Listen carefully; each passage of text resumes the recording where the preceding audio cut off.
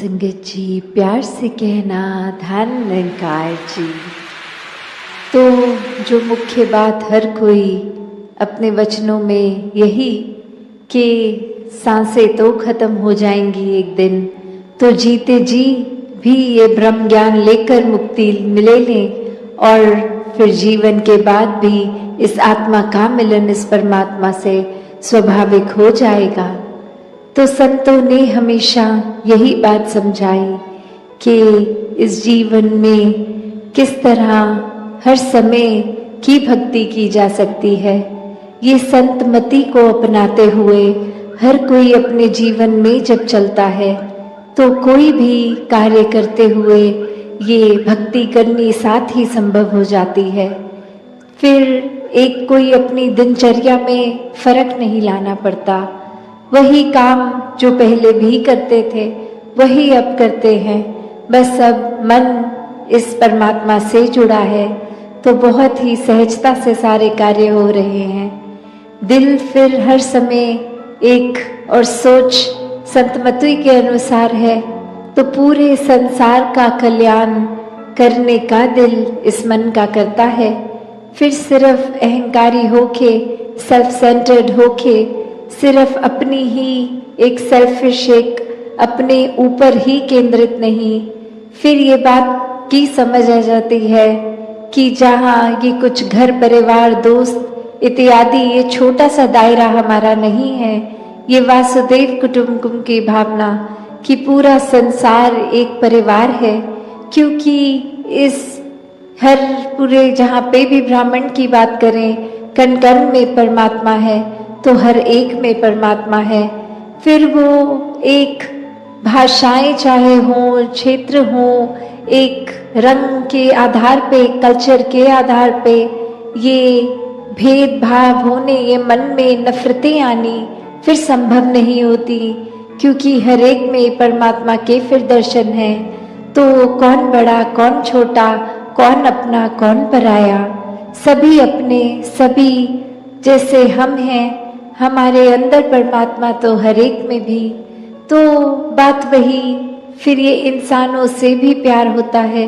फिर संतों को तो हर समय परवाह अपने से ज्यादा औरों की होती है। जैसे एक कहानी भी अक्सर हम सबने बहुत बार सुनी है कि एक बार एक समुद्र किनारे हाई टाइड आ जाती है, वो लहरें ज्यादा उठ उठ के समंदर तट पे आ जाती हैं और जैसे ही वो लो टाइड हो जाती है, वो पानी नीचे वापस गिरता है, तो वो लहरों के साथ आई हुई मछलियां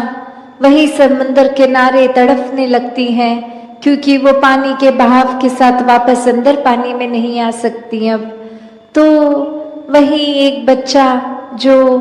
एक एक मछली को तड़पता देखकर उसकी पूरी कोशिश की एक मछली पकड़ के पानी में वापस डाल दिया जाए, फिर दौड़ के आकर दूसरी तड़पती मछली को पकड़ के डाल दे। और वही एक उसका मित्र सवाल करता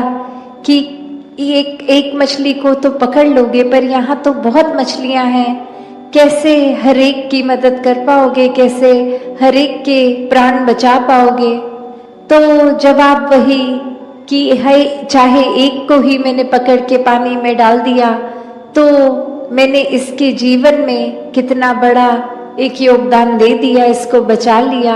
आई made a difference to this one. ऐसे करते करते एक बात वही कि अक्सर हम भी सोचते हैं कि हम एक ही इंसान हैं, तो हमारे कोई काम करने से अच्छा बुरा क्या ही प्रभाव पड़ सकता है, क्या ही एक डिफरेंस हम ला सकते हैं। तो बात वही कि संतों ने युगों युगों से यही समझाया, अभी भी समझा रहे हैं कि संसार में अगर हर जगह आग लगी है तो खुद एक आग को बढ़ावा ना देने का काम किया जाए, आग बुझाने वाला काम किया जाए। उसी तरह जैसे उस बालक ने भी कि चाहे दिख तो रहा था बहुत मछलियां पीड़ा में है, पर कैसे ज्यादा से ज्यादा कोशिश करके हर एक की जान बचाई। हाँ, हर एक की नहीं बचा पाया, पर जितना उससे हो सका ऐसा ही सेवा भाव अगर हम हमारे अंदर भी लाएंगे तो बात वही कि एक संसार में अगर आग लगी है तो जितना भी कंट्रीब्यूशन, जितना भी योगदान हम वो शीतलता देने में लगा सकते हैं उतना तो दें। इस वजह से खुद को ना एक छोटा मान ले कि हम कर भी लेंगे तो कोई बहुत बड़े दायरे तक नहीं कर पाएंगे। तो वही जहाँ अक्सर हम वही बात सुनते हैं कि एक छोटा सा दायरा ही चाहे सही, घर परिवार मित्र इत्यादि ही सही, वहाँ से ही अगर शुरुआत है और अगर उससे भी ज़्यादा छोटा दायरा कि हम खुद, तो अपने ऊपर ही हम कितना फोकस कर सकते हैं एक अच्छाइयों की तरफ अपने जीवन को मोड़ने की। तो जहाँ अहंकार या कोई सेल्फिशनेस की बात है तो एक अपने ऊपर केंद्रित करने का मतलब ये भी है कि हम एक अपने आप की ही सोच रहे हैं और किसी की नहीं सोच रहे, और वो किस सेंस में है, वो पॉजिटिव है कि नेगेटिव। अगर तो अपनी कमियों के ऊपर सोच रहे हैं, उस लिहाज में एक सेल्फ सेंटर्ड होके सोच रहे हैं कि हम में क्या बुराई है वो समझें और दूर करें, तो वो सेल्फ सेंटर्ड उस तरह होना मुबारक है। और अगर ये बात कि हम किसी का हक लेना चाहें या ईर्ष्या कर रहे हैं, एक अपने लिए सब कुछ हासिल कर रहे हैं, तो वो संतमति के अनुसार नहीं है। तो कैसे भाव वही कि अपने तक सीमित रखना है। अगर किसी की बुराई नज़र में आ गई उसको आगे फैलाना नहीं है, कोई गॉसिप नहीं करनी, कोई एक उस भाव को नहीं अपनाना कि हमने किसी के बारे में कुछ पता चला है वो 10 लोगों को और बताएं। नहीं, एक संतों का दिल तो इस तरह होता है कि किसी की कमी आ भी गई तो वो खुद को ना नजर आए, और अगर अगले के सुधार के लिए उसको कुछ कहना भी है तो बहुत ही नम्रता से और उसके वाक्य ही शुभ चिंतक के रूप में एक बात समझाने का प्रयत्न। और ये छोटे दायरे से फिर बड़े दायरे में भी संत यही समझाते हैं कि जीवन भर तो एक अच्छे मनुष्य बनकर रहना, संतमति अपना के मानवीय गुणों को अपनाकर जीवन बहुत ही सरलता से जिया जा सकता है। पर वो गुणों का रिमाइंडर नहीं, एक गुणों को अपना कर जीना है, और वो गुणों को अपनाना स्वाभाविक हो जाता है जब इस परमात्मा को मन में बसा ले हमेशा के लिए। आज जितने भी हमने भाव हर एक के सुने, जिसका भी एक मीडियम बनाकर जो भाव पहुंचाया हर एक ने, तो वो भाव यही कि इस परमात्मा को चाहे किसी भी नाम से संबोधित कर लें, वो इस कण कण में रहता है, और कैसे इस निराकार से हम आए हैं, इसी का अंश हैं, और यही फिर एक हमारी ह्यूमन बॉडीज में जो हमारी इस समय आत्मा है वो भी इस निरंकार का ही अंश है। तो कैसे हमें अपने आप को जानना है, किस तरह जाने अपने आप को, वो तभी पॉसिबल है जब एक परमात्मा को जान लें, जब इसका एक ब्रह्म ज्ञान अपने से हम इसकी रूबरू कैसे हुए, वो इस ब्रह्म ज्ञान द्वारा होता है। तो कैसे एक जहाँ भाव स्थिरता का, कि हर एक ने ही यही समझाया आज भी कि अपने मन को कैसे हम स्थिर कर सकते हैं, वो इसी परमात्मा से जुड़कर, और इसी स्थिरता के साथ हम अगर चाहे ये भी देखें कि साथ साथ और क्या होता है। अगर हम बात करते हैं स्थिर, स्टिलनेस, कामनेस, कंपोजर, तो एक संतुष्टि भी साथ ही एक उसी के अंदर एक होल का पार्ट अगर बात करें तो कैसे ये संतुष्टि को अपने जीवन में हम लाएं। कि कभी अगर ये भी देखा जाता है कि हालात ऐसे हो जाते हैं कि एक हम बोलते हैं कि हमने चाहा तो था ये हो जाए वो हो जाए, फिर बहुत चीज़ें ट्राई करी वो नहीं हो पाया,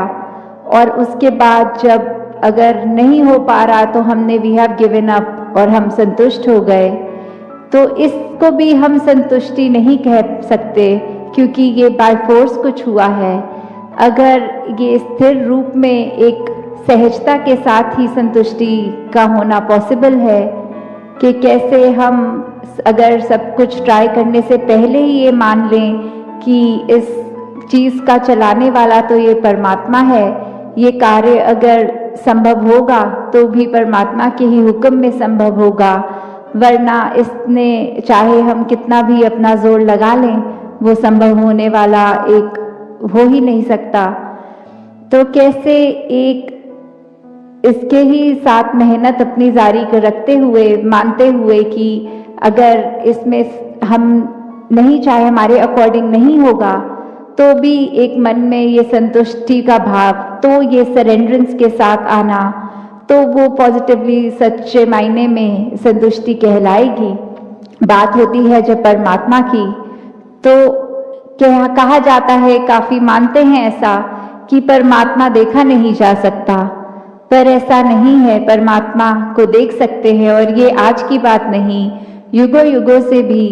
क्यों एक मीराबाई गा के बोलती है कि मैंने राम रतन धन पायो, तो ये पायो की बात कि ये मिला है, ये परमात्मा मिलता है। और वैसे ही अभंग रचना में ज्ञानेश्वर जी ने भी हरि पाहिला रे जो बोला कि इसको देखा जा सकता है, इसको पाया जा सकता है, इसको जाना जा सकता है। तो उसी परमात्मा को अगर हम ऐसे देखें कि ये उसी परमात्मा नहीं, ये इसी परमात्मा है, जहाँ ये हमारी आंखों के रूबरू है, सामने है, बिल्कुल देखा जाया जा सकता है और पाया जा सकता है। एक इस हरि को जब तक हम कैसे मान लें कि वो एग्जिस्ट करता है, तो उसको रूबरू देखकर, फिर उसका बन के, उसका हर एक में उसको देखकर, फिर एक हरि को जो पा लिया, तो फिर वो ऐसा धन है जो राम रतन धन है कि इतना जो कभी घटेगा नहीं ऐसा धन। हमेशा हम हर पल में इसका प्रयोग करेंगे, इसको याद रखेंगे, तो जीवन में सफल होना ही है। धन्यकार जी।